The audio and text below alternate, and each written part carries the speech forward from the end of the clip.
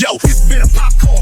What an insult to the audience and to the franchise. 20th Century Studios has finally decided to bury a once fairly popular franchise. The movie Alien Romulus can be summed up as a ridiculous adventure of teenagers in space. An underdeveloped plot, a bunch of blunders, weak imagination of the screenwriters, limited locations, silly actions and dialogues of the characters, and of course the absence of the well-known actors. These are the standout features of the latest entry in the well-known sci-fi horror series about the dangerous alien organism. Amazingly, a group of teenagers from poor families in a mining settlement on a remote planet without any sufficient means or finances somehow manage to get hold of a spaceship, fuel and the ability to travel to space. The highlight of the movie is a malfunctioning android, a teenager who portrays his defects, attention, with a sad face and mournful voice that seems more fitting for a person with some kind of illness, but not an android machine. But the most surprising thing is that they didn't come up with a normal interface for him. To access the ship's systems, this android simply inserts his finger. In that case, the veteran R2-D2 from the 70s, with his gadgets and sound effects, seems like a top-of-the-line piece of technology. As is typical in these films, there is a secondary character who panics at every little thing, causing chaos and stress in a simple situation and creating problems for the entire crew under extreme conditions. For nostalgia lovers, the filmmakers introduced a character, an android with a computerized face of Ash, who played by Ian Holm, but it is more suitable for a computer game insert rather than a feature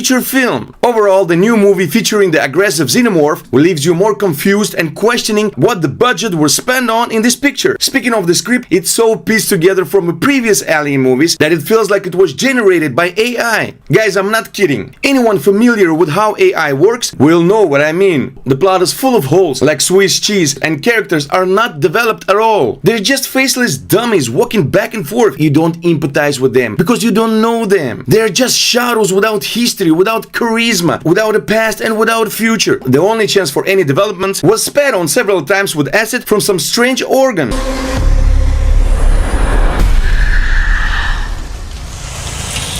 The mistakes and inconsistencies in this film are so obvious that it feels like the director added them on purpose just to give the audience a laugh. Once again, guys, the film marketing campaign deserves my utmost respect. It was well executed and primarily targeted at fans of the original movies. The action takes place between the events of the first and the second parts. There are many practical effects, atmospheric shots and trailers, and the crew includes experts and fans of the original films, and so on. All these references in the trailer are something no fan or admirer of the original films would miss. Thanks a lot for watching Beauty Popcorn. Like, subscribe, and see you in the next episode.